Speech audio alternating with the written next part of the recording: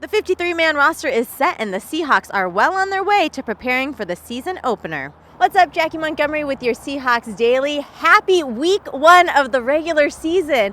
Well, on Monday, the players were on the practice field on the Labor Day holiday, and afterward, Pete Carroll spoke with the media about the decisions that went into making the 53-man roster. Well, we came through camp and the entire offseason in fortunate shape in that we have a lot of guys healthy going in.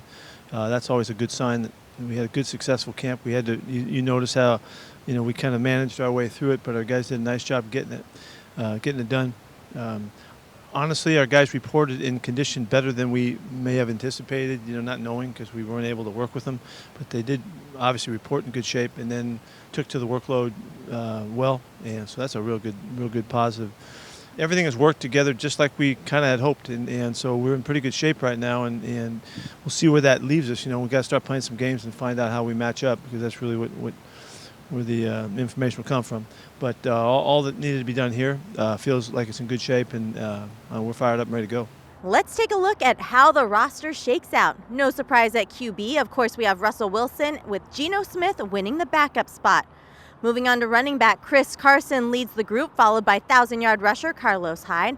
Second-year back Travis Homer, rookie standout DJ Dallas, and Nick Bellore at fullback.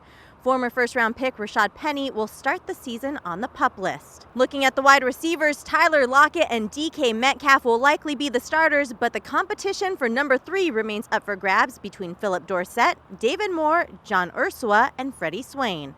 At tight end, we have 14-year veteran Greg Olsen, Will Dissly, Luke Wilson, and Jacob Hollister. Feel pretty good. David Moore's had a really good camp. He's a veteran now. He's been around enough to do all kinds of things.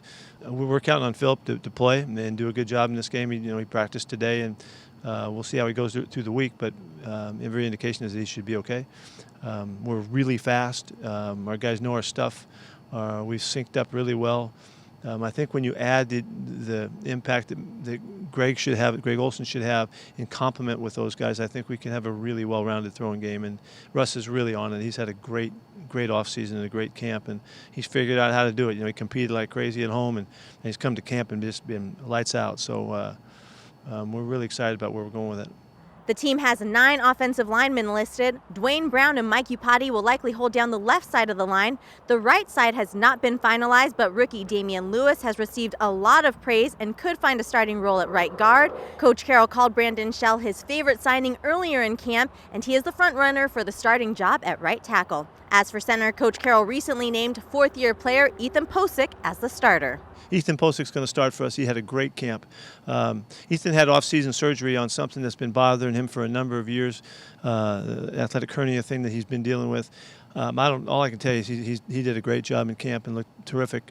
Was our most experienced guy with handling the whole system and all, and it showed. And so we're fired up to see him go. Looking at the defensive line, Jaron Reed, Poona Ford, and Brian Monet are the only true defensive tackles listed, but thanks to the team's versatility, some of the ends could move inside in certain packages. Defensive ends Benson Mayowa, Demontre Moore, Rasheem Green, LJ Collier, and rookie Alton Robinson round out the group. No surprise, All-Pro Bobby Wagner and KJ Wright headline the linebackers, followed by Bruce Irvin, Cody Barton, Ben Burke-Hervin, first-round pick Jordan Brooks, and the team recently added DeAndre Walker. I sure like our speed on the outside. All of our guys, have had numbers. They got numbers to bring with them, and to bring 16 sacks to us just in Benson and Bruce that's a real positive. Our guys last year didn't add up anywhere near that, so that's a positive, and hopefully we can enhance their play. We really would like to see Jay Reed come back to his numbers somewhere into what he did a couple years ago. He had kind of a stilted beginning last season. Now that he's back and he's in great shape and ready to go, if he can get his numbers anywhere near where he was, to add to it, we can be in good shape. In the secondary, starting off with corner, Shakeem Griffin, Trey Flowers, Quinton Dunbar, and Nico Thorpe. At safety, Jamal Adams and Quandre Diggs are shoo-ins for the starting spot, followed by Lano Hill, Marquise Blair, and Ugo Amadi, who are competing for the nickel spot. Coach Carroll has not officially named a starter at right corner, but he had this to say about returning starter Trey Flowers.